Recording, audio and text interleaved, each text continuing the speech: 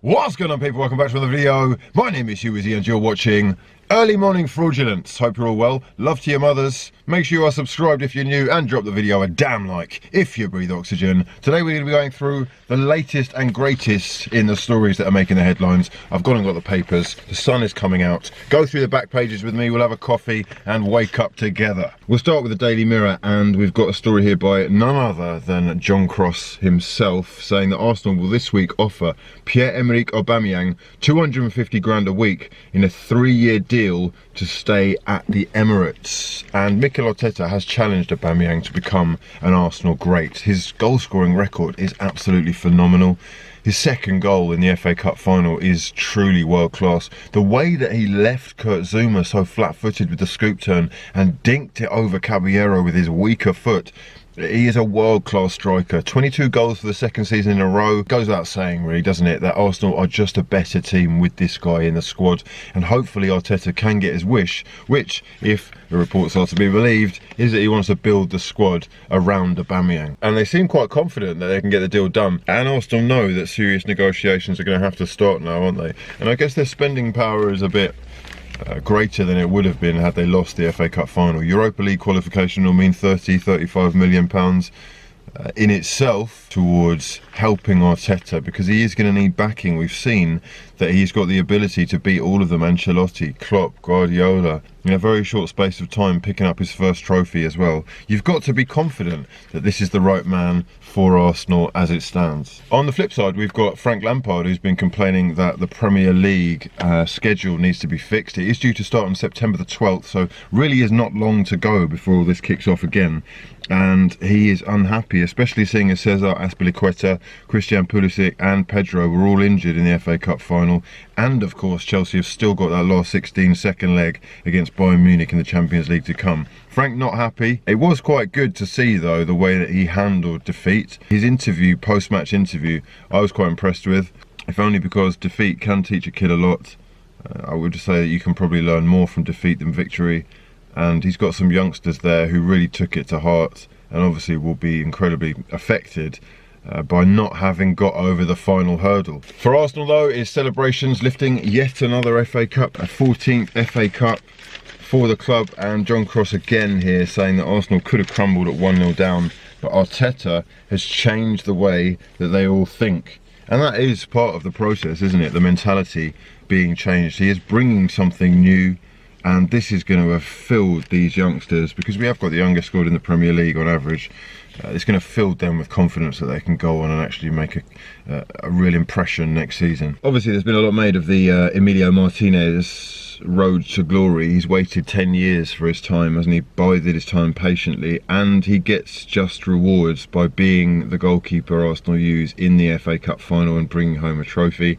He is 27 years old, and he's gone on to say that the situation in Argentina with the COVID lockdown meant that his family couldn't even get together and watch the game. So for him, it's been a really, really emotional time. It's been a long time coming, this. You saw him crying after the game in the post-match interviews.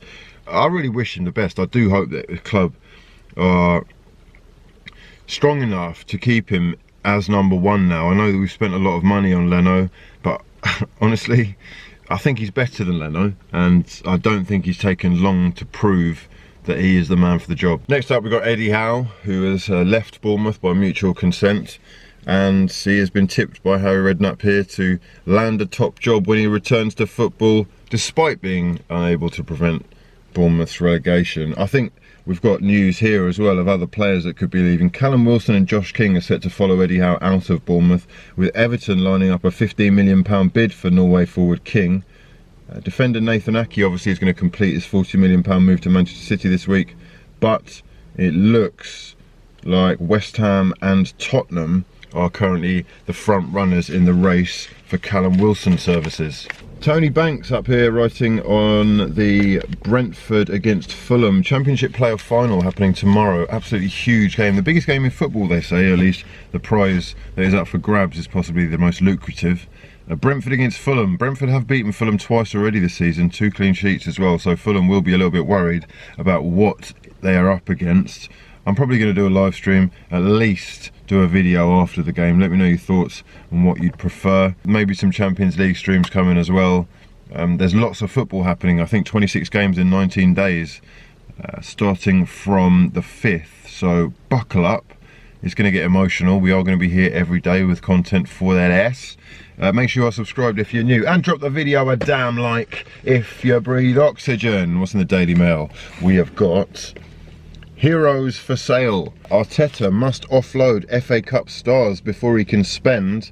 So the Daily Mail, Sammy Mockbell, the chief football reporter, saying that Arsenal are ready to cash in on several first-team stars to raise funds for Mikel Arteta's rebuild. Arteta knows he must sell players to generate money that is going to be required to land his first-choice transfer targets, and he could even offload, it says here, Alexander Lacazette or Hector Bellerin if a sizable offer is made for either player. The players that really are in danger of being sold, and I don't think are in the plans as it stands, could be Socrates, Matteo Guendouzi, Lucas Torreira, Mkhitaryan, Sead Kolasinac, and apparently Mustafi and Holding, who have incidentally played key roles for Arteta in recent weeks. There are three main targets, I think, really, aren't there, in the transfer window so far, it seems. Anyway, Thomas Partey is obviously top of that list, and there is talk that Willian is going to be making a move, having been left out of the Chelsea squad for the FA Cup final, which I found interesting. Apparently his behaviour was a little bit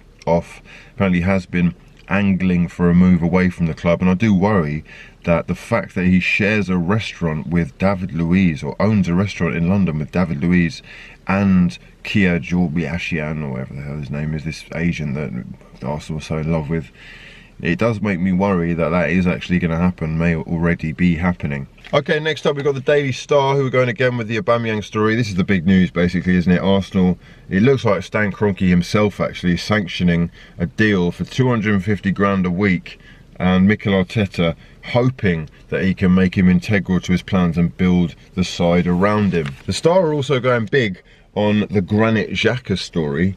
Mikel Arteta reckons Granit Xhaka has become the rock on which Arsenal's foundations for a brighter future can be built. And I think it is quite a magical story, really, isn't it? I have to admit that if I'd had my way and I'd been in charge of the club, he would never have pulled on the Arsenal shirt again after what had happened in front of the fans. However, he lifted the FA Cup with no fans in the ground, so I think he really won that one.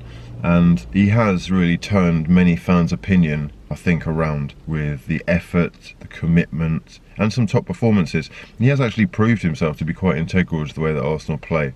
And as far as making things tick along and stretching it out wide and being the pass master that he is, having someone next to him who is as mobile and hard-working and agile as, say, Ceballos has proved himself to be recently, has brought out the best in Xhaka. But there's definitely that issue of creating the right balance with whoever partners him in midfield. And I think that that is the allure of Thomas Partey. He really would transform the midfield and just upgrade us to a new level. And of course, with it being post-FA Cup weekend, Arsenal-centric, most of the papers saying, Aubameyang and Ceballos. Barney Ronay from The Guardian says, are the duo that Arsenal cannot lose. These players are at the heart of an evolving, exciting team and are now vital to Mikel Arteta's long-term plan. Beautiful picture here of Alexander Lacazette and Aubameyang in their famous handshake celebration pose. This time the hands connected by the silverware. And really and truly, I'm going to stop it here because I've got to say this much. Look, it's been a really disappointing season in general. There's been a lot of letdowns, a lot of disappointment, a lot of fraudulence, a lot of failure, a lot of falling short. The league position was dreadful.